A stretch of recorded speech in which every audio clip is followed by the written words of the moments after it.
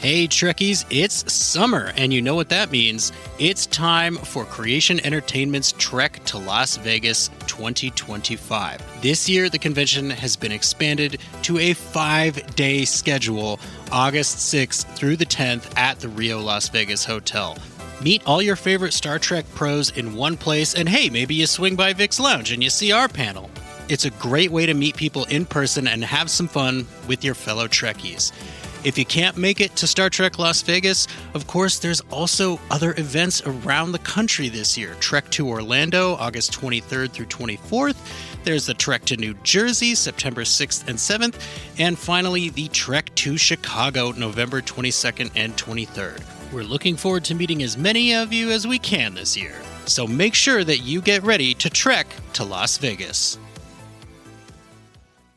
This is Dan Jeannotte, and you're listening to Open Pike Night, the official podcast of Sam Kirk's Moustache.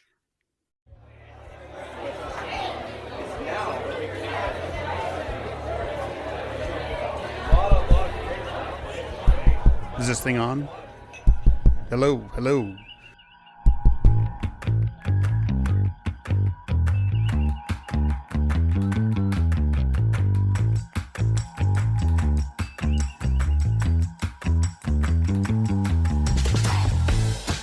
Welcome to Open Pike Night. I'm your host, John T. Bolds, here tonight with some amazing guests on stage and in the studio to have a conversation with the man who brings Sam Kirk to life, most of the time. We have studied up on our video game knowledge, chosen our best romantic TV movie plot devices, and given fair assessments about our less famous, less popular, and really just not important brothers. And our valued guests on the Open Pike Night Stage have come to show their amazing support. Joining me today are my co-hosts. The man who knows the power of good mustache, be it in the ready room or on a ship of terror. Host of Sudden But Inevitable, Jesse. How very perceptive of you, Producer John. I don't have any Sam Kirk merchandise yet. So all I brought was my mustache. And the man who knows the true value of being a good teacher may involve electrocution, alien attacks, and facing conflicts head-on. Host of Green Shirt, A Newbie's Trek Through Next Generation, Cameron. Look, I know this is my first Dan Jeannotte interview, but I know I'm here for a reason. And tonight, we have an amazing special guest joining Open Pike Night for the first time. A man who took a small, non-speaking role from TOS and turned it into one of the most beloved characters in Strange New Worlds. A man who looks as good in pinstripes as he does in the vestments of the French court, and who looks even more amazing in a Starfleet uniform. A man who can tell you about good witches, bad Gorn, time-traveling assassins, and of course, comfy Christmas sweaters. Dan Jeannotte, welcome to Open Pike Night. This is Producer John. Unfortunately, there was a small technical difficulty during the beginning of our recording. Rest assured, listeners, we did ask questions about Season 2, and Sam Kirk, and Sam Kirk's mustache, and the man resisted all of our attempts to find out, although I believe there may be a dramatic arc for him in Season 2. After that, he told us about getting into films in high school, and that's what started his road to acting, and so we will rejoin the conversation there. We're going to start off with your career outside of Trek and just your art in general, and Cam will take that section. What was there a movie or a director that got you into film? You know, there was a couple that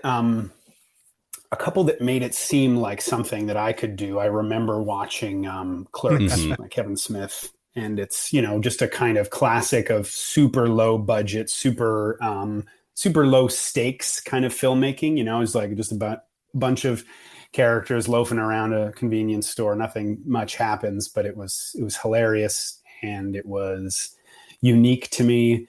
And I remember being kind of sparked by that, by, you know, the early Quentin Tarantino stuff and the Coen brothers. And, you know, my passion for storytelling and writing kind of shifted. And then I thought I wanted to be a director. Because movies were really so exciting and visual, and just the way you could tell a story quite specifically. Whereas obviously with a book, half of it is in the reader's imagination. which is super appealing. But then with a movie or film, TV, you could have a very specific vision and try to bring that to an audience. And I just got really into that idea. But then it turns out that directing is very hard. So in college, I did a little bit of theater, and then I became friends. I was studying liberal arts at the time, like history and religion and philosophy and stuff. And I became friends with Matt Goldberg, who told me, I'm putting together an improv troupe for the college. You should audition for it. And also at the same time, he was working on a play with the theater department at our college. I didn't even realize there was a theater department. And so I went to see this show he put on. It was the musical Pippin. And watching a bunch of kids my age put on this like pretty high production value show and singing and dancing and telling a really surprising story, it kind of blew my mind. I was like, kids my age are doing this? I was 17, I think. That's what I want to do. That's what I want to do for sure. And so around the same time, I started doing improv, and I switched into the creative arts so I could start doing theater. And it kind of took off from there. Like, I guess I just found something that sparked me, and that also I could say I seem to be pretty good at, or good enough at, that I could envision it as a future. And it just pulls together writing, directing. When you're acting, you are interacting with all those elements, right? You are part of the storytelling machine, and certainly the excitement of live theater and of live improv was just, you can't beat that. Like, the first time I ever performed improv was in front of a crowd of 200 people at a improv competition. I'd never performed improv before. I'd only done it in Matt's basement while we practiced, and to do it for a crowd and to feel that energy and to get that reaction and that laugh from something that you just made up was like the greatest drug I could imagine. It was amazing. So then the theater and improv, that kind of became So you hadn't done any theater until college? No children's theater? Just one, I did one play in my last year of high school, but it was kind of, I guess I did it on a lark. I was like, I wonder what this will be like. And what I mostly remember about it was how not seriously we took it. Like I cringe at that guy now, like I am so frustrated with him for being such an irresponsible... This is going to be your career, Dan. Take it seriously. Yeah, take it seriously. Yeah. No, I mean, just, it was like a Neil Simon play, a farce with people coming in and out of doors and everything. And the director tried her best, but we were just a bunch of 15-year-olds, and we were just too self-centered to take it quite seriously. So I had just done that, and then and then started doing it in like when I was around 17 in college, and it just opened up a whole new world for me. And it eventually led to me working in TV. And the improv troupe that you mentioned, was that uncalled for? Mm-hmm. Hey, it sure was. And Matt Goldberg, who I mentioned, is one of my best friends to this day. I owe him a lot for getting me into this world. And our group, the people who started doing improv together in this in his basement or in this like rehearsal room at our college, John Abbott College in Montreal, we eventually became uncalled for, and we performed together for, we still occasionally perform together, but we were doing improv and sketch comedy for many, many years, and that was kind of my my training ground. I have spent many hours on stage making stuff up, and then we would eventually start doing sketch comedy, which we wrote and rehearsed, and it was just some of the most exciting and memorable and inspiring moments of my life was on stage with my friends and uncalled for. That's awesome. Well, I mean, I've never seen a live show, obviously, but there is a YouTube channel if anyone wants to see some of this work. We are uncalled for on YouTube. I watched a few. It's good stuff, man.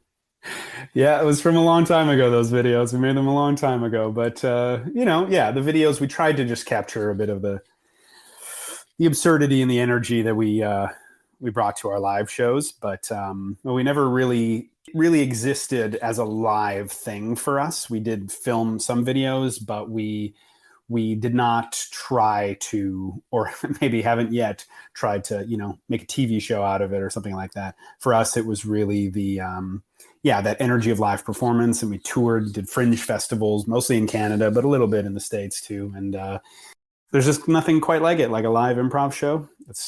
So we referenced earlier, you've done video game work. How did you get into the video game voiceover world?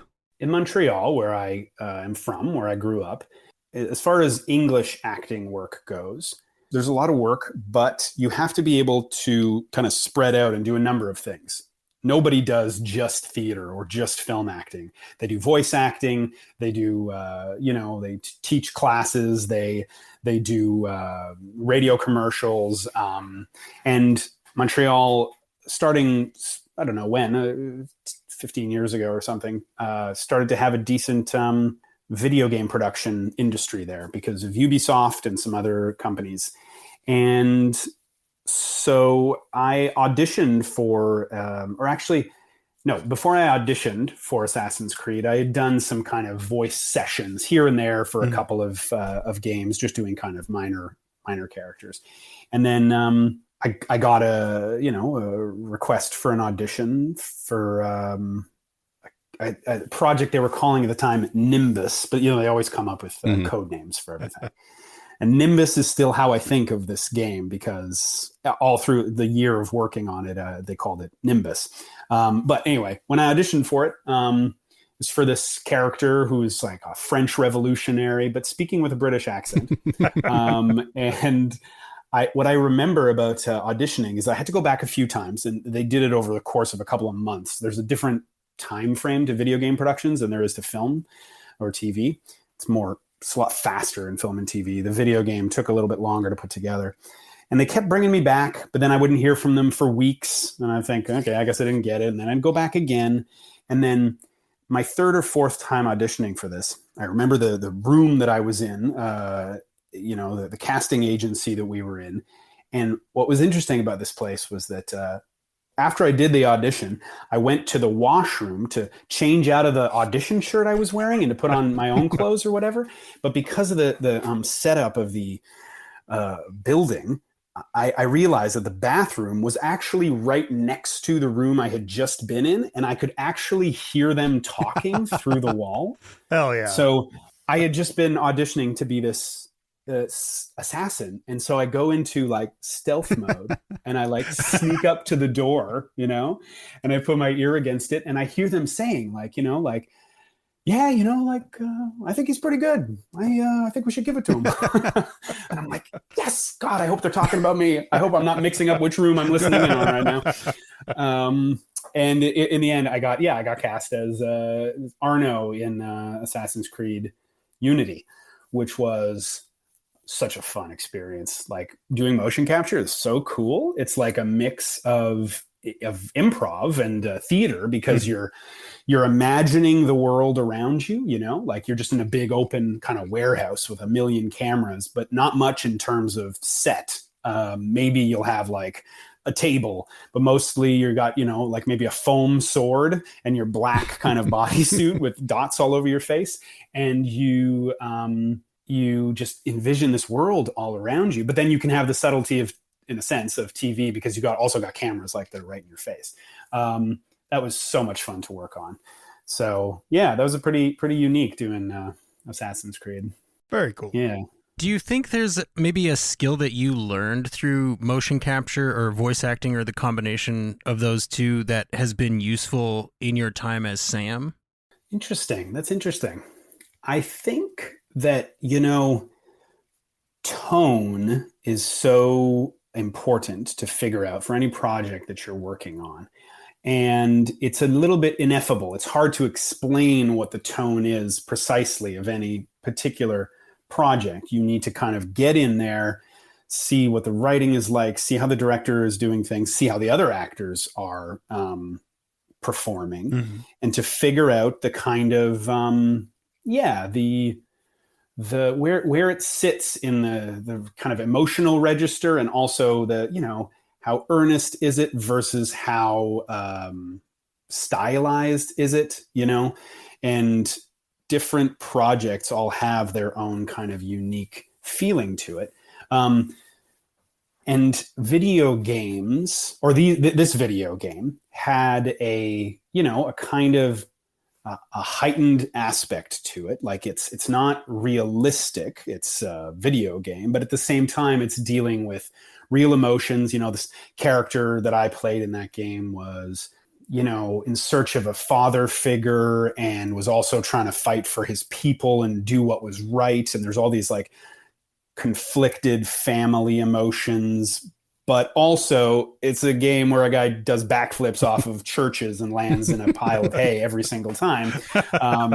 So it's a bit ridiculous, if you will. And that's, I guess, the parallel that I draw with the Star Trek world, is that it's heightened, right? Everyone I mean, I knew what it was even before I got on set for Strange New Worlds, from just having watched Star Trek. But there is a kind of a heightened aspect to it. You want the emotion to be real, but there's also a kind of like, you know, a snappiness to it all, right?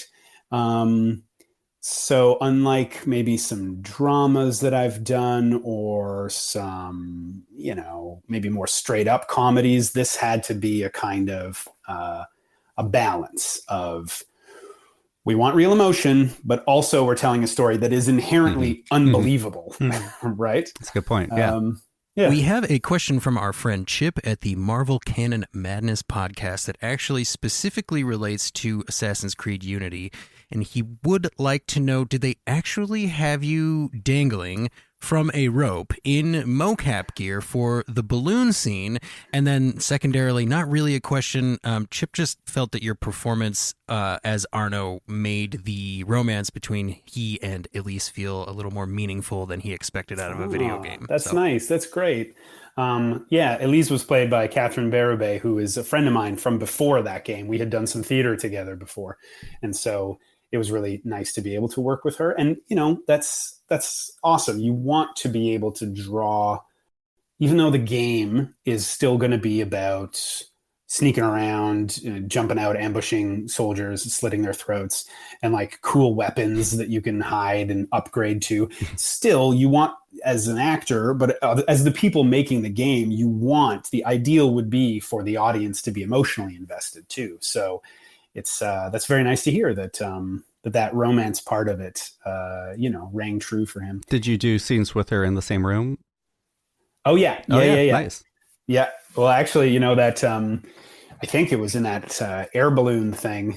We had to do this scene where I can't remember if it was in the air balloon. We had to do a scene where it's like kind of the culmination of our romance, and where the two characters kiss. And half the time when you're doing mocap, you're wearing this helmet, this headpiece that has like these rods that stick out 6 inches, and there's 2 cameras or 4 cameras facing you. And so I remember we had to redo this scene several times. We're doing the kiss scene. Now we're doing it with our horn cameras, and we have to just be like 2 feet away from each other, but pretending we're super close and about to kiss. And then we have to redo the scene, taking those things off and kissing, but you've got all these like balls all over your suit that are like rubbing up against each other. And this is strange. Not super romantic, but yeah. Did I have to hang from a rope? Yeah, it was a rough day. No, you know, when you play the game, it's so seamless. The action bits flow right into the scenes, the cut scenes. Mostly what I did was the cut scenes and all of the vocal stuff in a booth separately. But the really cool action stuff, they had stunt people do that. Mm-hmm. And it wasn't even on the same day. I didn't even get to watch the stunt guys do their thing. I'd watch little clips of it and I'd be like, oh my God, that's so cool. That guy just jumped, 20 feet and slammed against a wall, but still managed to hold on. I was like, I could do that. Just give me a chance. Just give me a chance. Put me in, coach. So no, I didn't get to do very much of the cool stuff. Yeah. I got to do some like minimal fighting when it happened in a cutscene, like when there was still dialogue and stuff. And that was super fun. But for the most part, I guess they left that to the professionals. Are you big into video games? Do you have some favorite video games that you grew up on? I was big into, I guess when I was younger, there was more of a distinction here. I was big into computer games rather than video games. That distinction doesn't hold so much anymore, I don't think. But, I was like huge into Civilization and SimCity, I remember a game called Syndicate, which was like this like strategy gang thing that I played a lot. I watched my buddy play it a lot. He had it, not me. Yeah. That's such a thing too, especially when you're younger, watching people play games.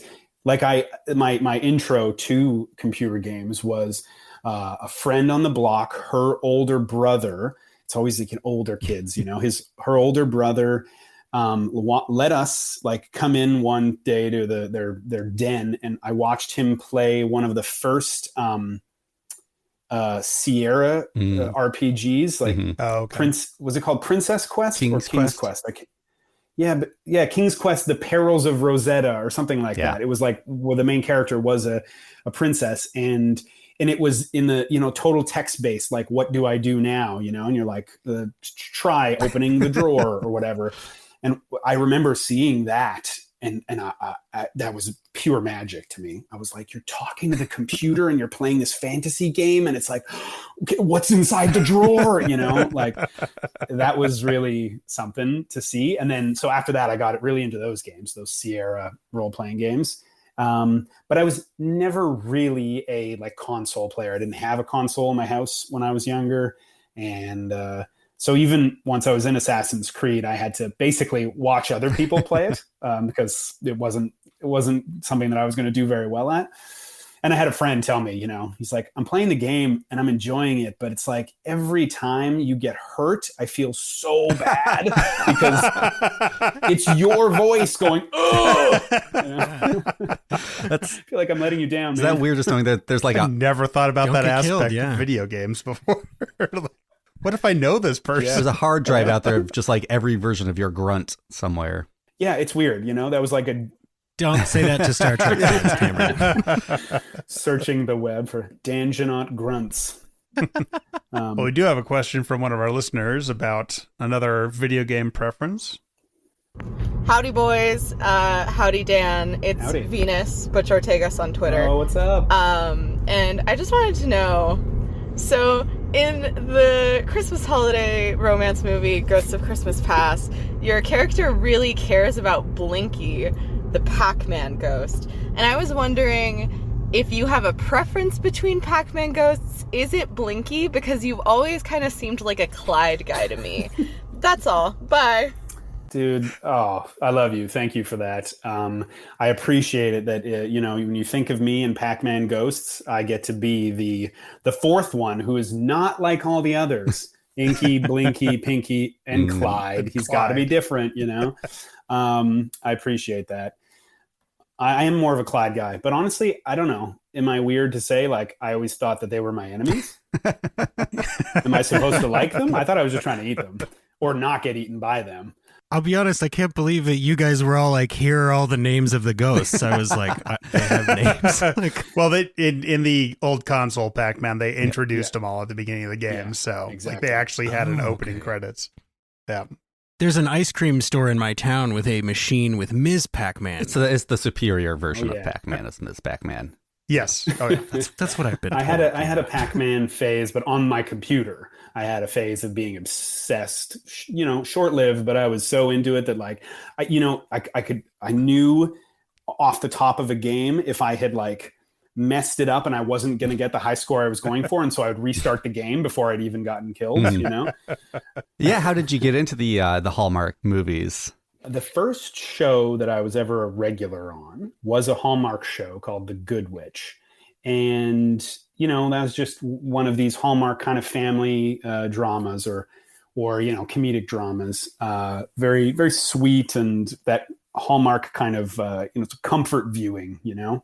And did that for a couple of years. And then a couple years ago, I guess when I was doing that show, I was probably still a bit too young to play like the lead in these romantic comedies. But then a couple of years ago, yeah, I did an actual Hallmark movie. And then of course there's this whole like cottage industry. I mean, you can't even call it a cottage industry at this point. It's a real industry of, you know, lower budget rom-coms. They pump them out, and there seem to be a lot of them that get made in Canada. And so I've been the beneficiary of that. I've gotten to do a few of them. And yeah, the one that Venus just mentioned, Ghosts of Christmas Past, that came out around last Christmas, I guess. I've done a couple of other ones that have yet to come out. Or no, that's not true. One just did come out a couple weeks ago in the States called A Royal Seaside Romance. Can you guess what it's about? But they're Space.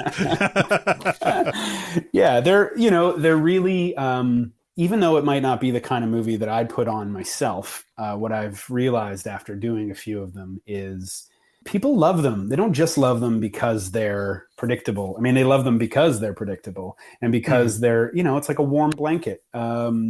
People, maybe especially as, you know, the world and the political situation, the social and environmental situation get crazier and less comfortable, people want some of that comfort viewing. And so that, I think, is partly why these movies have kind of exploded in the last few years. And they're nice to do.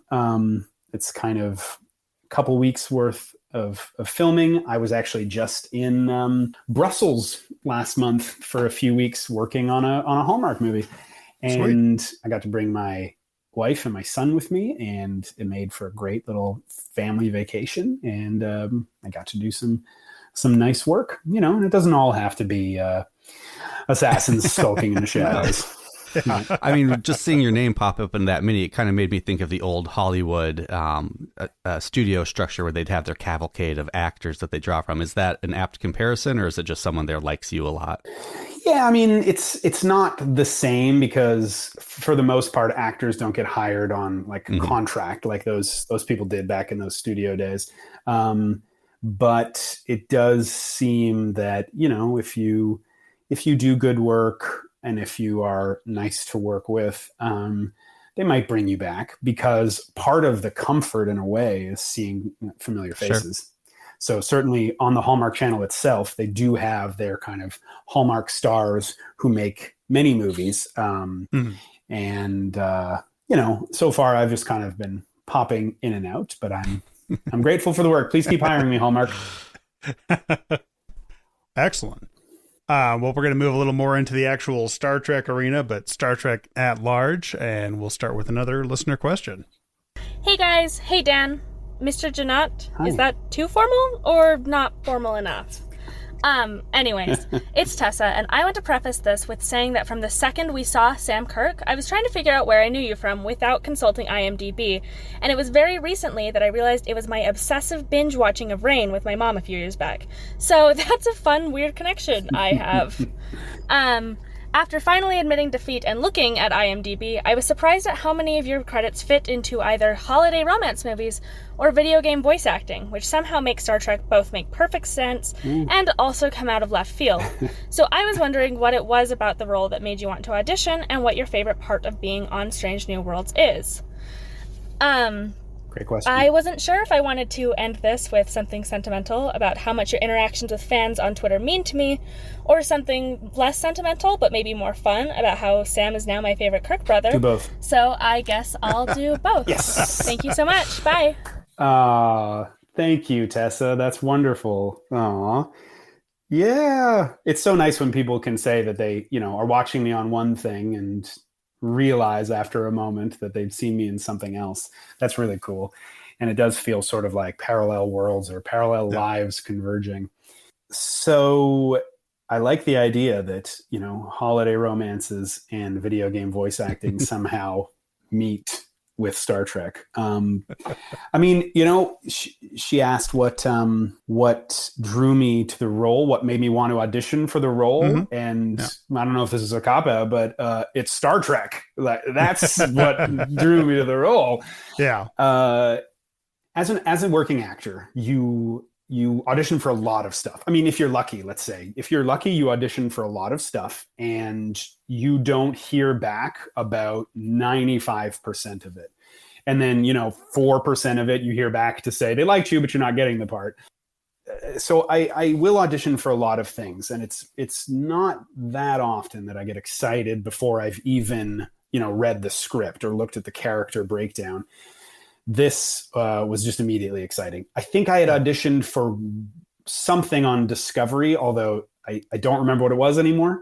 But I had told my agent, you know, when Discovery started shooting in Toronto, where I'm based out of, you know, I told them, like, oh man, I really want to get in on this. And then, of course, they set their main cast, and I, you know, love watching it. But obviously, I did not get a part on it. And then when this came up, I had not yet heard the title of the new show. And then there it was, Star Trek Strange New Worlds. I'm like, cool. Okay, this is exciting.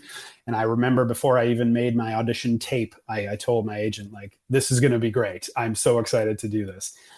And then, you know, in the audition itself, I didn't know, because they keep everything secret. I didn't know who the character actually truly was.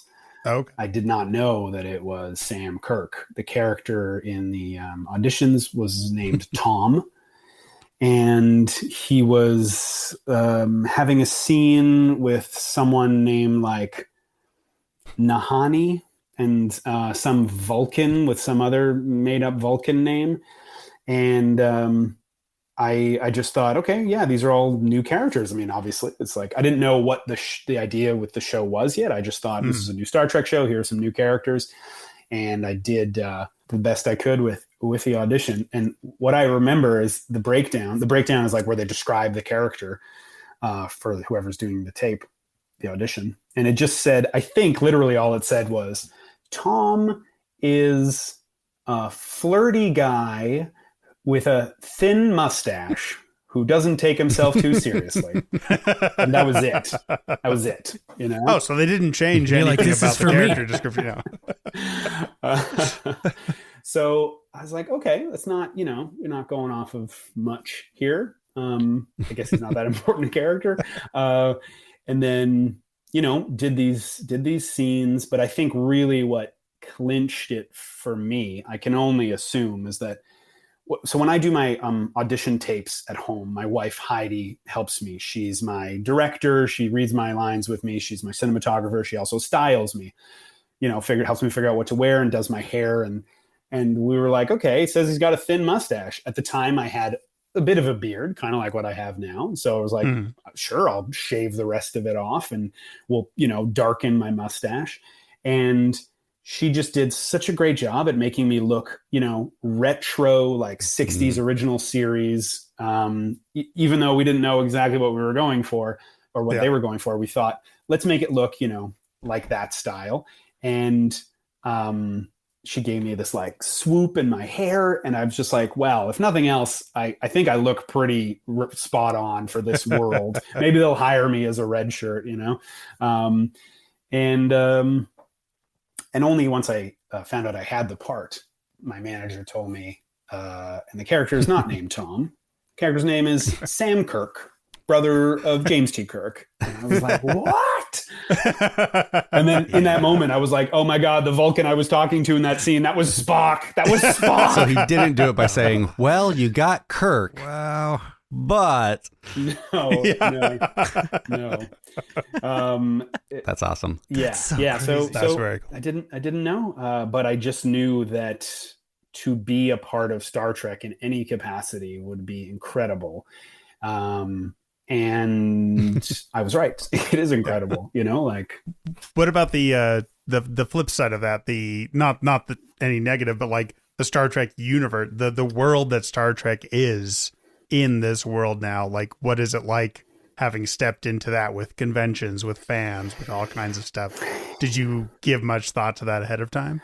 Yeah, I mean, I guess being aware of, like, I'm aware of the place that Star Trek holds in our culture, and so you couldn't not think about it. I mean, not that I was thinking about it when I did the audition, but once I found out I had the part, I realized, like, I'm now going to be part of the canon in some way, right? Or not the canon, but I'll be on the wiki, and I'll always be associated with this character. And I didn't know what it would mean really, and in terms of the fan embrace of the show. All I knew was that there would be high expectations, and it would be unlike anything else I'd ever done. There was a built-in audience, but also the flip side, or the more stressful side of that, is that there's, these built-in expectations and a high bar, and people who are, maybe uncharitably known for being, like super harsh if things don't go the way they want them to go. I didn't know how the show would be received, but once I started working on it, I thought we had a pretty good chance of putting out a good product, because you don't really know when you're working on something, but you can get some, ideas. And I thought the scripts are pretty great. The actors, I think, are awesome, very charismatic. The production and the set design is just, like, incredible. So I thought it could work out, and yet still we were, I think, all blown away by how much the fans did seem to embrace it. And yeah, to be a part of that now is still surreal. It's still surreal, and like that people will talk to me on Twitter, and I'm just my Twitter feed is now like it's like a bunch of Star Trek gifs, right? Like, that's just what happens on there now. And but also, I think I have found that the audience, the fans, are not the hypercritical, close-minded people that I worried they would be. Yeah. There's such an open arm embrace, I guess, that we've felt, that the cast has felt from the online fan community, and that's wonderful. Well, to go back to Tessa's question, then, other than appearing on this podcast, what has been your favorite part of being part of this Trek universe? Oh man, my favorite part of it. I mean, I guess, like any actor, you want to be able to lose. I want to be able to lose myself in the world. I want to really feel like I'm a part of it, and kind of forget about myself and my life, and really get absorbed into this world. And so my favorite parts have been the times when I'm on set and I'm living it, like I'm in there, I'm running from the Gorn, I'm trying to make this stuck up Vulcan crack a smile, like I'm in it. And then there's always the kind of above mind looking down, watching this, myself watching myself and thinking, like, you're a part of this, like, insane sci-fi epic world. That's incredible. Yeah. So yeah, like, my favorite part of it is really just getting to live in there, and to imagine for these moments when I'm acting that I could be good enough, smart enough, brave enough, talented enough to be a member of Starfleet. All right, well, we do have a call from another one of our listeners. Nice. There we go. Up next, handsome mustachioed man guest stars on Open Pike Night in pleasing baritone. This and more. What's up, Open Pike Night? What is up, Dan Jeannotte? I'm so excited to be asking you questions about your time on Strange New Worlds. I guess the simplest one would be, since no one saw coming that you were going to be Samuel Kirk as opposed to the mystery of Lieutenant Kirk in the pilot. I was wondering if you had to keep that under wraps at all, if there was any kind of like, hey, guess what? You're Kirk, but you're not that Kirk. And I'm curious as to know if there was any, like I said, any kind of like secret keeping or pressure behind the set about that. I think I want to hear fun stories about maybe you were pretending that you were Kirk, and then it's like, nope, guess what? I wasn't. Gotcha. Which you did. We were all expecting the Kirk, and now, but you know what? We're all excited at the same time because we get to see the Kirk we never got to know. Because if I recall correctly, he was on screen for a total of 3 seconds, and he wasn't even alive. So I'm glad that we get you now. And I'm hoping that we get to continue the Canary tradition where we just pretend to kill you off every episode. Let me know more about that in season 2. Oh, yeah. I wish I could become like the Kenny of Strange New Worlds, constantly just blundering into some deadly accident. Everyone rolls their eyes and then like, Mbenga, can you revive him again, please? Yes, when we shot season 1, of course, there was a lot of secrecy protocols surrounding the whole thing. But my character in particular is a reveal and a bait and switch reveal. So I couldn't say anything about being on the show, let alone who I was playing, until the first episode aired.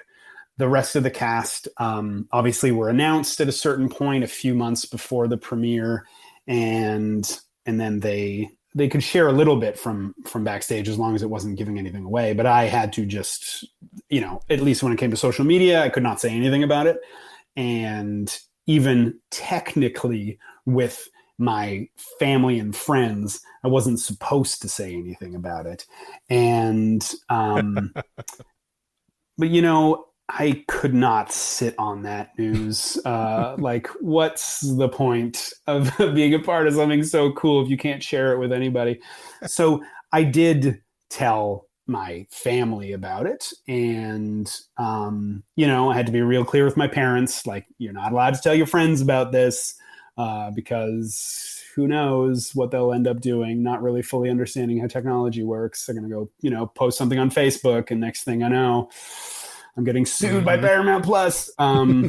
So I told my parents, my in-laws, and what I thought was funny was that, I told my son, he was at the time 5 or 6, and he didn't fully know, he didn't really know what Star Trek was beforehand. We hadn't watched any of it yet with him.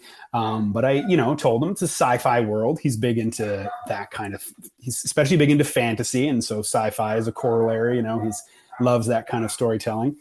And I told him, I play this character who's actually like the brother of a really famous character, like the character that everyone thinks of when they think of Star Trek. I play his brother. Isn't that cool? And he's like, yeah, that's pretty neat. If you say so. Anyway, can I have a snack now? But what was great was that we continued to talk about it as I worked on it. And then he would go to school, and my wife was like, you got to stop telling him about this. He's going to tell someone at school. And I'm like, well, then what's going to happen? Like, this other 6-year-old is going to get in touch with, like, I don't know what, some variety or deadline, and is going to leak it to them. She's like, no, but maybe he tells a friend, and then the friend goes home and tells the dad, and then the dad blogs about it. I'm like, who's gonna believe your kid comes home from school? He's like, oh, Daddy, there's a kid at school. He said his dad is playing on Star Trek. Yep. He's the brother of a famous guy. Isn't that so cool? It's my buddy at school. And you're like, okay, son, I think you need to go lie down. Anyway, so my wife was worried that it's like you were there. Would be sort of security leak. And I mean, it didn't happen. As far as I know, it didn't happen, even though he was keen to tell his classmates. He did tell people about it. And one day I went to go pick him up from school, and his teacher was like, "So Arthur says you're on Star Trek." I'm like, yeah, just keep it under your hat there. But what about, did you have to come up with like a mustache cover story for why you had the mustache during that time? Oh yeah, I'm just a pervert. Oh, okay. Readily accepted by everyone in your life. Yeah, you all agreed to that a bit too quickly. So were you a Trekkie at all before? And if so, did you have what was your home Star Trek series? What was your first Trek? Next Generation was my Trek. And I watched that. I would never have, I wouldn't have called myself a Trekkie or a Trekker. I wouldn't have put that on myself. It feels like too much responsibility to take on that mantle. But I did watch it a ton as a kid. And I remember playing Next Generation, playing Star Trek with my friends, being in the backyard and arguing over who gets to be Geordi LaForge, who gets to be Data, because we just those were the two coolest characters, I guess, for us as little boys.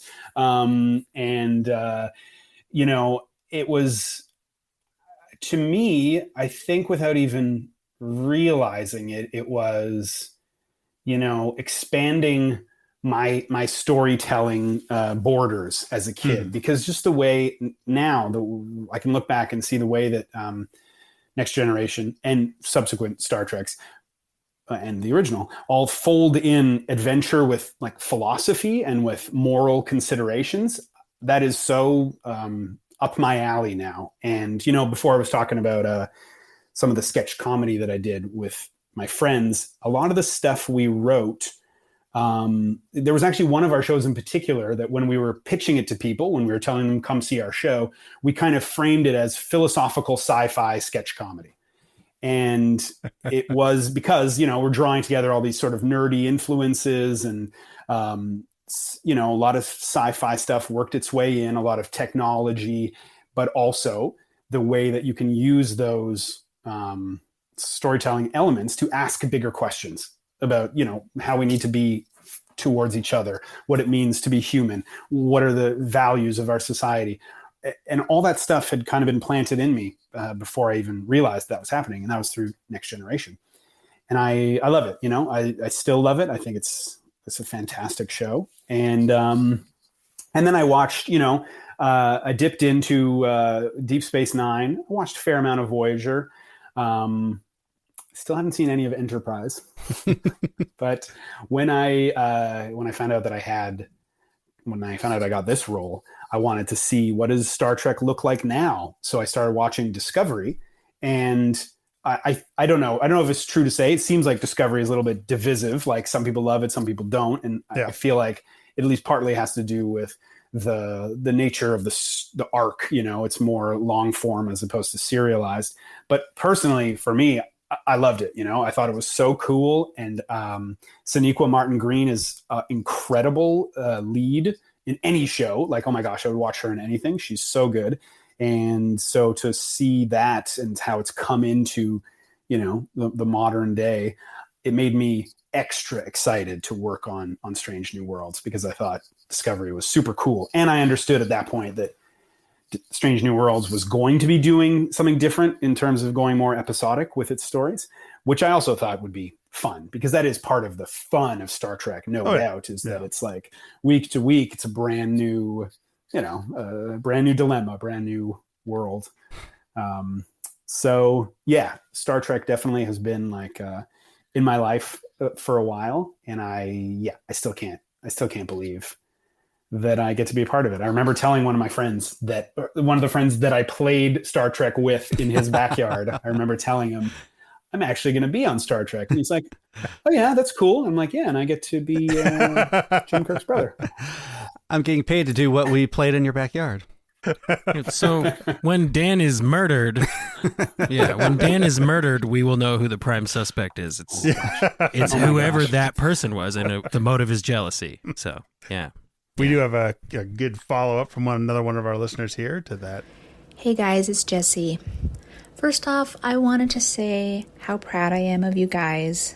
these recent interviews that you have had just shows how Open Pike has been a great platform for not only Strange New Worlds, but the Star Trek community. And you guys are just doing amazing, and you are amazing people to talk to, and we enjoy it so much. So thank you for putting in all the hard work. It is very much appreciated. Thanks, Just Jesse. wanted to say that real quick. But my question for Dan is, now that he is part of a legendary franchise, if he ever got advice from any veteran Star Trek actor, and if not, is there any veteran Star Trek actor or character that he draws inspiration from while playing Sam Kirk? All right, thanks, guys. Oh, that's a good question. First of all, that's so nice how she was talking about how great you guys are We've doing. got good fans. Our fans are amazing. Yeah. I didn't know that was It has coming. been not something we expected at all when we started this 6 months ago. We have just the most fantastic followers. Yeah, that's wonderful. Oh man, it's all like it's that community feeling, that I'm realizing more and more is like part of the engine that keeps the fandom going here with Star Trek. It's that feeling of community, and like we all want to enjoy this thing together and talk about it together, have fun with it, and like I was saying, or I was, kind of referencing before, I was a bit worried that the fandom would be more, I don't know, prickly or critical or less friendly. But it's just lovely. It's lovely to see the love that just goes around, As to your question, Jesse, and have any veteran Star Trek actors given me any advice? Does Anson Mount count? I mean, technically, yeah. Know your lines. Yeah. I'm joking. He never said it. Don't like cross that. my eye line. Stay away. Give me a copy. No. I say that because I remember. I remember on our first cast read through of the first episode, we were all still just on Zoom, but we had a read through, and he was so excited, clearly, to be doing this. Did a great job in the read through, but then the one moment when he broke character for a second, we're just reading it to see what it sounds like for the writers and the producers, and he got to the moment where I guess at the end of the episode he was saying, star date, the captain's log, and he said, "Oh, I can't believe I get to say this," and then he did his captain's log, and then afterwards he said to everyone, "I'm really excited for this, and I think the best we can do, because we all know that the beginning of a TV show, the start of a new show, is always a little bit chaotic. So what we can all do to make it as smooth as possible is just come prepared," which, of course, he always did. But I haven't yet met any of the veteran Star Trek actors, except for during the filming of season 2, I had, I don't even know if I'm allowed to talk about this. I'm just going to do it anyway. I had been talking to one of the crew about my experience with Next Generation and how it was, just like a really exciting thing in my childhood. And then I'm in the middle of shooting a scene. We're in between 2 takes. We've called cut. They're rearranging some stuff. We're about to start again, and then I feel like a tap on my shoulder, and here's this tall bearded man. Oh my God, it's Jonathan Frakes. He is standing next to me. He is talking to me. Jonathan Frakes is talking to me right now, and I don't know if I'd ever been starstruck. It just hasn't come up. But I was a little bit flabbergasted. I was trying to sound intelligent. I was trying to convey to him, that his show meant a lot to me, and it's incredible now that he's parlayed that into a directing career as well. And I don't know how I came across. He was so gracious and funny, and he was gone a second later, and then they were like, "And action," and then I had to act. That was. Can I even remember what he said to me? he talked about how cool it was that Picard was in that season. They were like, you know, a lot of the Enterprise crew, the Next Generation crew, were back together. You know, so he was talking about how it's all come full circle, and I don't even. But he didn't give me any advice, or maybe he did. I can't remember. Internalized. That's why Melissa Navi had a very similar reaction to meeting Frakes. She said it was like the only time she's been starstruck. Yeah, right. Like I don't know how you couldn't be. And so I think also Jesse had asked, like, is there anyone that I would want to meet? Anyone that I draw inspiration from. You know, it's always a tricky thing, drawing inspiration from someone else. You want to make sure that you're not trying to emulate anybody. There was in my case, I'm not at all trying to emulate Shatner's anything. I mean, you know, not his mannerisms, not his voice. Certainly there's something in his energy that is just part of Sam, part of, you know, young Jim Kirk. That's just inherent in there. I mean, it's written in, but I'm not trying to act like him. Yeah, I do remember, I was mentioning before that when I auditioned, I didn't know who the character truly was. The character's name was Tom. And without even meaning to, like, it wasn't very conscious, but I was like, Tom Paris. Mm-hmm. You know, and even though they're not the same, I was thinking of a side of Tom Paris where he's kind of cocky, you know, and he was, at least in my memory, he was sort of like, you know, like smirky, right? Then there was this other like darker side to him, as I kind of remembered later, but in the moment, I was like, Tom Paris. Okay, not that I'm going to do Tom Paris now, but you know, maybe a bit of that trickled down. Mm-hmm. And yeah, I mean, I hope that I get to meet some of the greats on, you know, whatever, the convention circuit eventually or something. Yeah. Like I mentioned before, Sonequa Martin Green, I would get starstruck if I met her. I've watched a lot of Discovery in the last couple of years. Like, I've watched more Discovery in the last couple of years than I've watched, you know, Next Generation or original series. And so meeting her, I bet I would be pretty tongue-tied. But yeah. Fantastic. Yeah. All right, Jesse, you want to take some more Strange New Worlds questions? Absolutely, I would love to. And, you know, I think because this segment of the interview is generally Strange New World centric and we get a lot of input from the fans here, I'm going to ask our friend Peter to help me with this first question, which goes something like this. The name Kirk carries a lot of weight in the Star Trek universe, as we have discussed up to this point. And there have been a few incredibly successful portrayals of Jim over the years, right? But Sam is arguably entirely yours at this point. Low bar. Because super low bar. It's exactly. There was nothing to go on. So our friend Peter has a question about the process of finding Sam Kirk. Hi, Open Pike Night. It's Peter again. Thank you, Mr. Jeannotte, for being a guest on Open Pike Night. I just have a couple of quick questions about your portrayal of Sam Kirk. Since we did not have much background about Sam Kirk in TOS, what process did you go through to develop the character for Season 1? Also, what was your favorite memory from Season 1 of Strange New Worlds? Thank you, and I hope we see more of you in Season 2. Yeah, great question. Sam Kirk, as he exists in Strange New Worlds, is an interesting kind of character because he exists in reference to a famous character, one that audiences know a lot about and have watched a lot of. Sam is even before his brother makes an appearance in Strange New Worlds, Sam is inevitably a kind of comparison to his brother. The way he is set up in the show, this bait and switch from the first episode, everyone talking about Kirk's on his way. The writers know exactly what they're doing.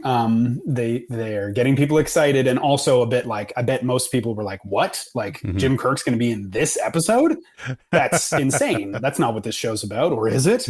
And then it turns out to be this other goofy dude with a mustache, and it's both. You know, I was joking that it's a low bar, but I mean, it is and it's a blessing in a way, because Sam Kirk is introduced like almost as a joke, right? He's like, literally a punchline. That his name. It's a punchline. Yeah. And if the punchline had been accompanied by a sound effect, it might have been wah wah. And when it's like a weird way to get introduced, because you're inevitably disappointing people when you step into the room. But also it allows for a lot of freedom, because nobody's expecting much. The character can't help but be a reflection on his famous brother, and that's interesting. It's interesting for people who love Jim Kirk to feel like they can learn a bit more about him, by proxy or whatever, by the reflection of his brother in a way.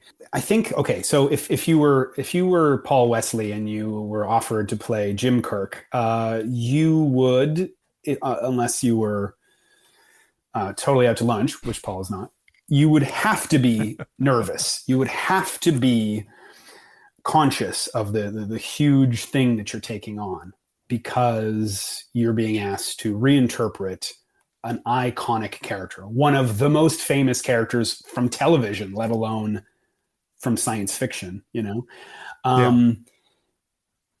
And because the character is so well loved, but also he's so capable. He is famous for being incredibly capable, right? So he's smart, he's charming, he's daring, he's clever, he's a gambler who always ends up on top. It's tough to take on a character like that when people know it so well. But luckily for me, I just had to think of a capable, smart, strong, courageous, charming character and not be that. Which is like not so hard to do. I feel like so many other people in the cast had these challenges, like Ethan has to play Spock, the second most famous character in sci-fi TV, and a difficult character to portray.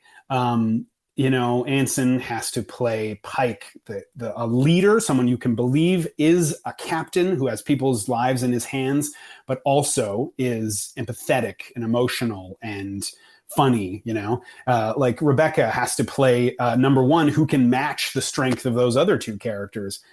Meanwhile, I just need to not be an amazing superhero character. So I think, I tried to follow the writer's lead. They had to tell me who this character is, right? Like, we don't know anything about him in previous lore, other than the fact that he, was a research scientist, went to another planet, had a family there, and was killed by a parasite because his brother wouldn't fucking hurry up and get there already. Not that you have strong feelings about it or anything. No. I don't know if it's okay for me to be resentful that my brother doesn't save my life in the future, but yes. No, we didn't know a lot about him, so I just had to take it off of the writing team. But also, as I say, I know that I'm giving not an opposite to Jim Kirk, but a different take on a similar energy. And I guess I'll say you feel like a Kirk, but you don't feel like Jim Kirk. Nice. And I think goal achieved. Good. Yeah. I'm glad. I think the writers just kind of, they gave me space to play with it. But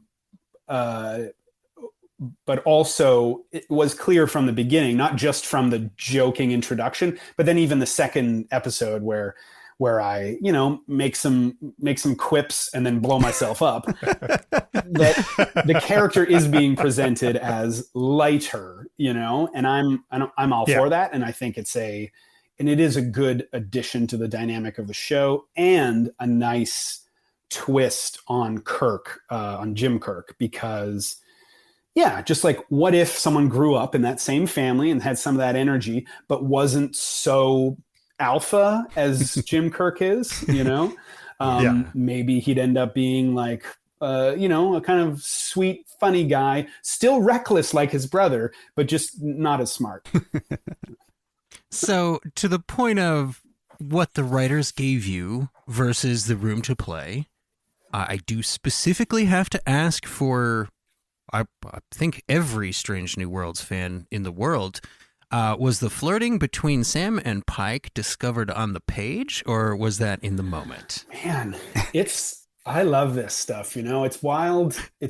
I love how things in general, whatever movie or show you're making, things take on another life once they've been edited and once they've been put together. And then once an audience has taken them in. I didn't think I was flirting with Pike. But how can you not? But how can I not? He is so handsome and charming. He's got such a lovely twinkle in his eyes. What should have been just like a regular interaction ended up being a little bit like ooh. But is there that part when we're talking about like facial hair? Are you thinking about that part? Yeah. So interesting thing about that bit is that obviously when I got the part called for a mustache. I had a mustache, and my manager was like, no one else is ever going to hire you with a mustache. Do you think it's going to be necessary on the show? I'm like, you're asking me? But he's told me before in the past that I could throw him under the bus. So my manager, just going to say, he was like, maybe you should get rid of it. Maybe we can ask them if you could get rid of it. And in my mind, I'm like, the mustache is the one thing that differentiates me from like any other dude in the background who's at the controls, like miming something, I could not remove it. Like it is what makes me stand out, at least until I have more of a, fleshed out character. The mustache is the character. So I didn't want to, but just in case other work came up while we were working on this, my manager had spoken to production to say, should he need to take it off, can we do a workaround, And so the first day that I was on set, Akiva Goldsman, met him for the first time. And pretty much the first thing he said was, yeah, and, if you want to get rid of the mustache, we'll just write in a joke in the second episode that you had to shave it off. It's just no big deal. And I was like, I don't want to. But then he, walked off doing a million other things because he was, the showrunner and the director of that episode. Yeah. And then the scene, the script for the second episode comes out, and there's a line written in there about Pike saying to Sam, where'd the mustache go? I was starting to get used to it. And I came in that day, or no, first I told someone, can we just, I do have the mustache, so we don't need to say that line that way. And then that day I came in and I was like, by the way, I do have a mustache. Can we make sure that Anson knows about that? Because we were new to each other. I didn't want to show up and be like, hey, like I'm messing with your script, bud. So they were like, sure. Pulling a real Jim Kirk move there. They're like, sure, we'll let him know. And then I get to set to film that scene. We're reading the script, sitting around the ready room table, reading the script. And Anson gets to this point and he's like, he looks up at me and he's like, it says here you shaved your mustache. And I'm like, surprise, I didn't. And then, we had to, in the moment, right before filming it, we had to change the line. And I was like, maybe we could just say, I like the mustache. And then I could say, maybe you should try one for yourself. And Anson was like, yeah, I like that. So those two lines, they're not improvised, but they are, very recently rewritten.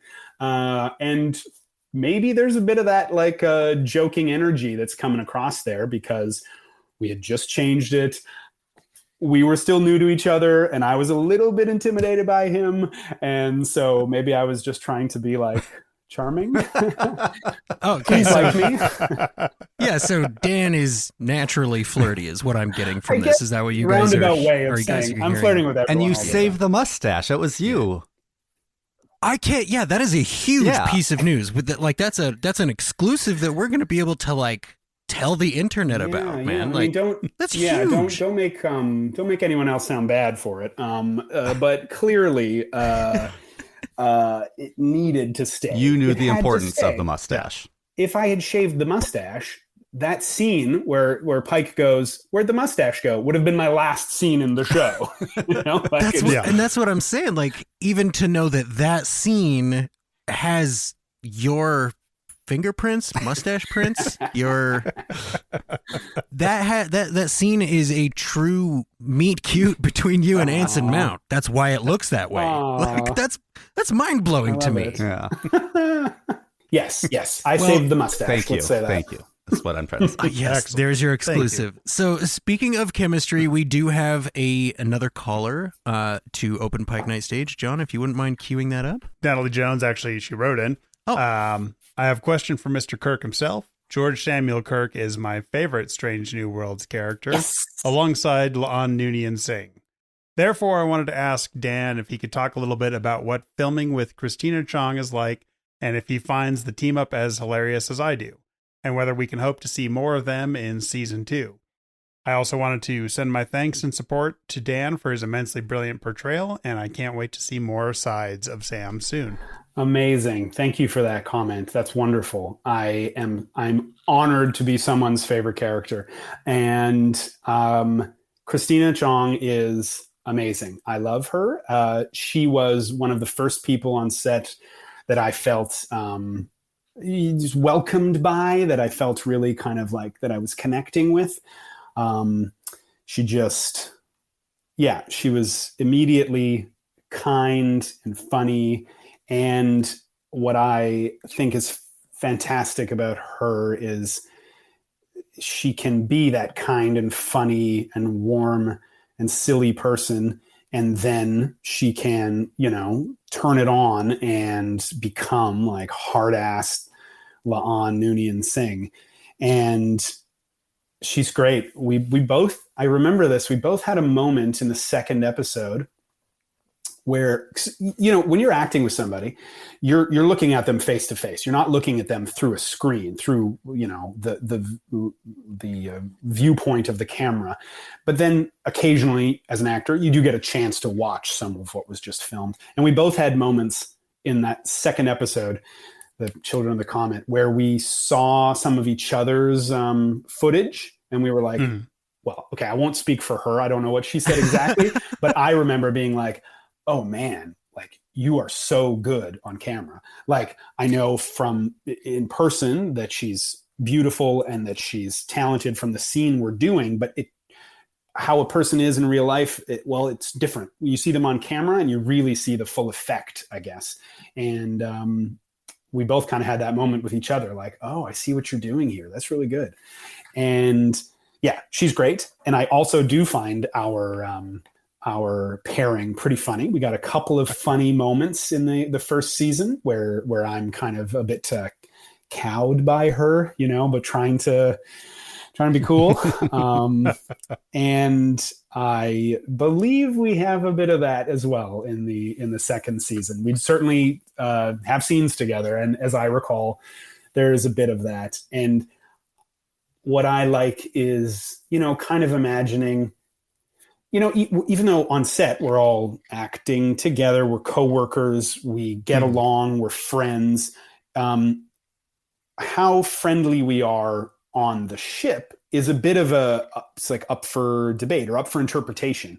obviously there's some characters you just see them opening up to each other and you know that they're more than just coworkers, they're friends, you know. I think of like in the very second episode, you know, Ortegas and Uhura are going to the dinner party together, you know, and Ortegas is kind of razzing Uhura a bit, but also like, you know, there's a friendship developing there, but she's new. I find it fun to kind of decide, because it's not explicit most of the time, how friendly am I with these various people, you know? And you can, to a certain extent, make that up on your own. And so La'an is someone that, you know, I've just decided I'm not close with, but I've had to do that training with her, the kind of whatever it's called, the security rounds with her. And I kind of she's like a tough nut to crack, and I want to crack her, you know, I want to try to get in there, be, you know, kind of funny or subversive with her and see if I can get her to crack a smile, you know? So yes, she's wonderful to work with, and she has some awesome stuff, some strong episodes coming up in the second season. And yeah, there's a bit of Sam and La'an playfulness, I think. Sam is definitely trying to be a mentor for her throughout season 1, but keeps getting Himmer blocked. Now with Himmer out of the way, are we going to see more Sam Uhura in season 2?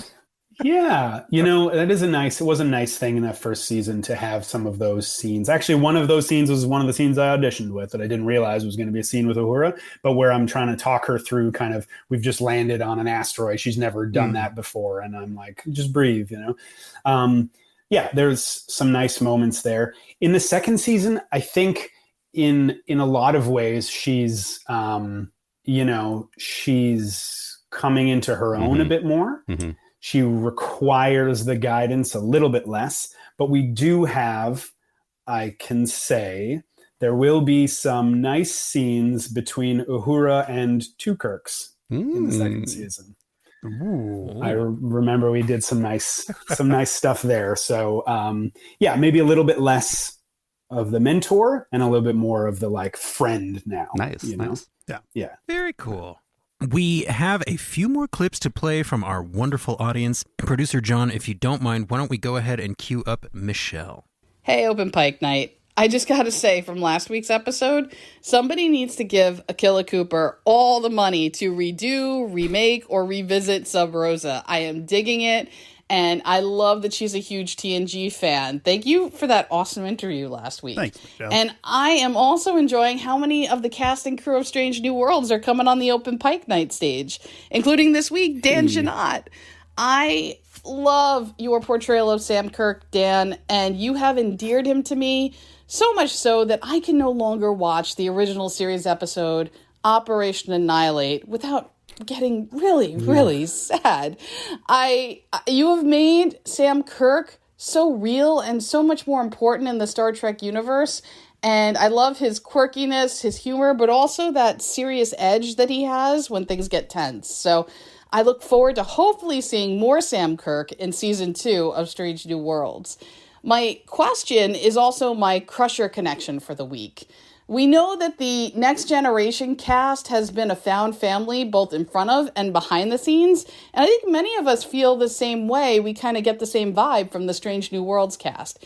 So I was just wondering if you could share a funny story, an anecdote, some hijinks or zany happenings that may have occurred behind the scenes that fans might enjoy. And we love everything you're doing. Really looking forward to season 2 of Strange New Worlds. Live long and prosper. Thank you for that, Michelle. Yes, live long and prosper. Michelle too. is one of our most regular and constant callers and a great friend. Nice, so, nice. Yeah, absolutely. The cast is, you know, as she mentions, becoming a found family, and it's especially, I think, the case. I can't really speak for them, but it seems, you know, most of the cast is coming in from somewhere else. You know, they're coming in from Australia or LA or England or whatever it is, Massachusetts. But I live outside of Toronto. I don't have to come in that far for work. So, and I don't work as much. I haven't gotten to be, as much, I don't get to be at all the family functions of the found family. But, and also because I have a family of my own, that the rest of these kids, oh my God, all the young people on Strange New Worlds just get to go out and party, and I got to go home and be a father. But, to that, speaking to that, I just think this is a nice image, maybe for you, the fans, to picture, because it's certainly nice for me to remember. If you just want to imagine me and my 7-year-old boy playing Frisbee with Spock and Chapel in a park. That was one of our nicest times this past year.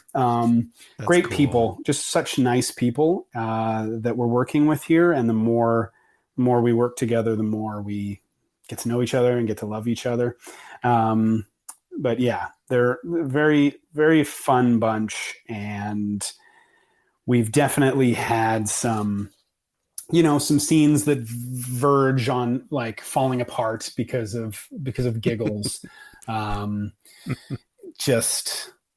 find Ethan and I we get along very well, and I think we both find each other pretty funny. And it's also, when you know a person who they really are, let's just say, myself and Sam, there's less distance between myself and Sam than there is between Ethan and Spock. It's pretty clear. And so to know that this goof, like that this super serious Vulcan is actually a goof right under the surface, is pretty funny. So we'll just be joking around, and then we've got to get into a scene, and I look over at him and he's just got his deadpan on. Just his deadpan face alone can crack me up, and I have to turn away, That's good. But yeah, I'm very glad to be friends with these people now. Very cool. So we're gonna get into a little bit of a rapid fire closing segment here. Right. We got a few questions. We got one more question from a caller, and then Jesse has a couple of fun closers for us. Cool. Here's Adrienne.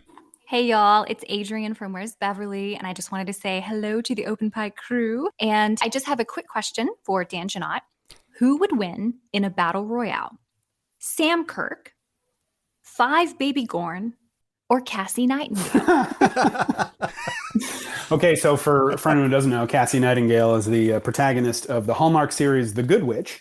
And, her whole thing, I think this is important to know, her whole thing is like, the people in town are like, does she have magical powers? But really what it always comes down to is that she just knows, like, the way to give a person the right bit of advice at the right time. Or she'll be like, use this tea. It's really going to help you relax into your stress. And then the person has the tea and then comes to a realization. It's not magic. It's just, she's really good at like choosing gifts for people and giving them the right advice. So 5 Gorn versus Sam Kirk. Sam would be the first to die, and then the other Gorn would all eat each other. But you throw Cassie Nightingale in there, she's unstoppable. She would be like, before you all start eating each other, let's just put on this nice CD I have of flute music.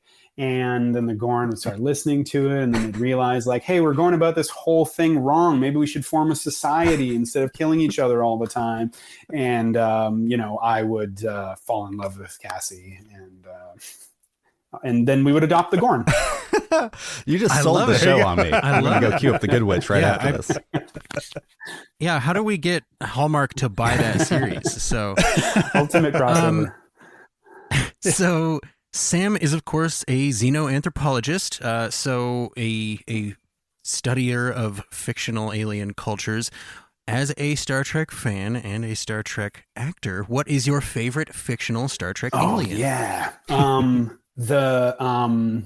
The baby played by Clint Howard in the original series. That's a pretty fantastic one. Just spitballing here, teleporting tardigrade from Discovery, also pretty great. Not a character per se, but like a pretty cute Deus Ex Machina. and I've always just wanted to rub a Ferengi's ears, Yeah. Yeah, we have a couple listeners that are gonna fixate on this audio clip of you saying that. Rub a Ferengi's ears. Umox, is that what they are? Oh wow! But yes, Umox. Yep. I really, that's a Ferengi is a character that I really hope, I have no idea what creatures or aliens might end up being on the show, but I'm like, I haven't seen a Ferengi in so long. Let's bring them back, like, oh, those rascals. Yeah. I would love to do a scene like, trying to barter with a Ferengi or something. I love it. So when your coworker Melissa Navia was here, she shared with us that she believes Ortegas to be an avid banjo player in her spare time. What does Sam Kirk do for fun? Other than play Yahtzee. Yeah. Yes. Right. Pretty big into board games. I picture him being really enthusiastic, but not great at like squash or like racquetball or some kind of, but like a future version of it, I guess, like wearing like short shorts, and like a headband and just like whacking it really hard, but it's not being great, but being enthusiastic about it. And I've also, it's funny that Melissa should talk about banjo, but I did kind of think of him as someone who'd like noodle around on a keyboard, like a futuristic keyboard. Not cool enough for the guitar, or maybe it's more about not enough like dexterity or something, but guitar, maybe but he would definitely be in a synth band. Yeah. I like that. But like listening to some kind of like 20th century jazz and then trying to like, I don't know, but only when he's by himself, never for anybody else. Maybe you can settle a bet for us around here, Dan. The internet has posed the theory that in the Elysian Kingdom, Sam was turned into the jester who never got brought into the court. But I personally think maybe he got turned into Runa the dog. However, Kayla has suggested maybe it's an option 3. What is Sam Kirk's opinion on this? Oh man, I think my favorite bit of fan art that I saw from the first season was the one that cast me as the jester, and the way it was like kind of written was like, it's whoever was Anson's character, I think, calling like, bring in the jester, and then just as I'm about to step in, they're like, no, forget it. That idea just killed me. It made me laugh and it made me really sad too, because I'm like, oh god, that would have been perfect. So I feel that episode was so fun. I'm so sad that I missed out on it. I really want them to bring it back, and I think Sam as the jester would be fantastic, or Sam as like a kind of arch villain kind of character. With the mustache, you got like a big twirly kind of exactly.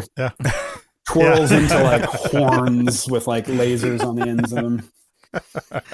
I like that. Excellent. So our last question here is one of our easiest questions, and then I promise we will get to your favorite joke and our one-word tease. Those of you out there listening,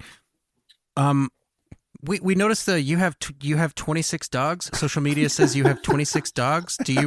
Is that just you, or is that like your whole family, or is that is that not a true thing? Sorry, that's not a true thing. There was an article online about you. I think a long time ago I was writing in the answers to a magazine article that was interviewing me, but it was by email. And I decided to throw in some absurdity. And I honestly never expected that it would come back. That's my favorite answer to this question. Here we are. 26, one for each letter of the alphabet. I was going to ask you to name them all, Yeah. Alpha, Bravo, Charlie, Delta, Epsilon. I was going to say, they probably have real basic names if there's 26 of them. Rover 1. I have one dog in real life. With 26 names? Maybe 26, nicknames. Like pet names. I don't know if anybody else has noticed this, but and I'm sorry if I upset anyone by saying this, but in the last 5 years, 3 years, like fully 50% of the dogs that I meet Their name is Charlie. Okay. I have met so many Charlie dogs. It's absurd. Now it's just like a joke between my wife and I. I'm like, guess what their dog's name is? Yeah. So when we adopted our dog, it was like a rehoming thing. And we're like, oh my gosh, he's so cute. And then we met him and he was so adorable. And his name was Charlie. And it wasn't just that I've met so many dogs named Charlie, but also that my dad's name is Charlie. I didn't want to name our dog Charlie. So we renamed him. And we were like, you ask yourself, like, how much does a dog know about their own name? Well, we don't want it to be totally different. And I was like, Barley. We'll call him Barley. And we're like, it's actually perfect. It's cute. It's the color of his fur. Name, and my son had just watched the Pixar movie with the elves. What was it called? Where the two is like the kind of fantasy styled one where the two brothers Onward. And one of the brothers' names is Barley. So we're like, it's perfect. So our dog's name is Barley, not Charlie.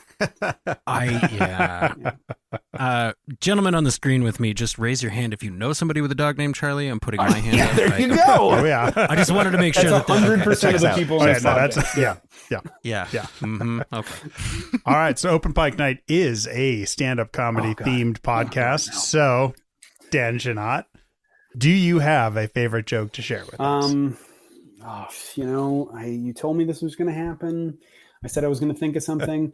Okay, I just want to say, like my jam is improv and sketch comedy. I have never done stand-up. I can never remember jokes at all. And the ones I do remember are ones from my teenage years when I feel like I was like, trying to develop an identity through a sense of humor. And now when I think of those, they're all just groaners, But I guess at the time I was into a kind of like anti-joke, like not following the normal conventions of a joke, but messing with them somehow. So, okay, in that vein, this is my teenage mind remembering this joke, which I thought was really funny 25 years ago. Okay, so it is the hottest day on record. Incredibly hot. Everyone in town is just dripping with sweat. Inside this one house, there is a kitchen. The kitchen is so hot because the oven is on. Inside the oven, there are just 2 sausages sitting on an oven rack. They have been in there forever. It is burning inside the oven on an incredibly hot day. One sausage turns to the other sausage and goes, pretty hot, huh? And the second sausage goes, holy shit, a talking sausage. That's one of my favorites too. This might be I think this might be the first purple joke computer that we have monkey to told me animate. that joke originally. A what? Who told you that joke? It was Bonsai. It was like this little, it was kind of like the paperclip guy, but early like 2000s computer helper guy, and you can make him tell you jokes, and just hearing a synth of voice tell you that joke. From? Yeah. Oh my God, a talking sausage. Yeah. That's great. We need to animate this. We're gonna put sausages on our social media clips for this. Anyway, there goes all my credibility for someone with a comedy background, Well, our final question, we've posed this to the others. You've given us a few little peeks into season 2. We love it. Thank you. But if you could tell us one word, a single word that won't mean anything right now, that won't get you in trouble, but when we watch season 2, we can point at it and go, that's it. Okay, here's my one word that's not going to mean anything to you now, but when you see it in the second season, you're going to love it. That word is Shanghai. Ooh. Okay. I like it. Excellent. Yeah. Get back to me when you see that. Thank you very much. We will. All Your right. Twitter mentions are going to explode. Well, we've been speaking with Dan Jeannotte, who brought us Sam Kirk, arguably the comfy Christmas sweater of the Star Trek universe. Dan, thank you for joining us on the Open Pike Night Stage tonight. Oh, man. Best intro and best outro I've ever had. Thank you. Thank you, gentlemen. That was a lot of fun. As always, we want to keep every episode of Open Pike Night free to all. And to make that possible, please head over to patreon.com/openpike Our supporters there have already had a chance to hear a little bit of this interview and get a video greeting from the recording. One of the many benefits you too can have when you become a patron for as little as $2 a month. Jesse, how else can our listeners help? Well, beyond going to Twitter and following the show at Open Pike and clicking on the button there that says Start Reading to get yourself signed up for the Open Pike Night Crew Manifest, which is, of course, our newsletter telling you how to contribute to the show and what the guests on that show will be, you can go to openpike.bigcartel.com and buy some very cool Season 1 merchandise. We have a tour shirt. We have all kinds of Mortegas merchandise. We think you're going to find something there that you really like. But as I mentioned, what we need the most from you is your contributions for the show. So please, please get signed up for our newsletter, the Open Pike Crew Manifest, on twitter.com/openpike. You will see the button right there. And Cam, where can people find you on social media? You can find me at GreenShirt87 on Twitter, so named because that is my other podcast, Green Shirt, a Newbie's Trek Through the Next Generation, where I, along with producer John T. Bolds, well, he's seen The Next Generation, but I am watching it for the very first time. So come join us. We're about to start season 6. It's going to be a good time. And Jesse, where else can folks find you? Stay in the podcast app that you're using to listen to this show and type into the search bar Sudden But Inevitable. My other show will pop up, and that show, of course, is where I turn longtime friends into brand new fans of the shows I feel they should have seen by now. Of course, we started with Firefly, moved into Cowboy Bebop, and then we just sort of stayed in the anime waters. And right now, we are almost done with Death Note, so please come check us out. And I can be found on Twitter at John T. Bolds. It's been a long night, and the Open Pike Night crew is exhausted from making more mustache jokes than is healthy for any human. This space is booked for a Mahani Miracle Watch Party, and we need to clear out before the music stops. The Shepherds have strong tasers and aren't afraid to use them. Don't forget to tip your servers. You can go anywhere you want, but you can't stay here.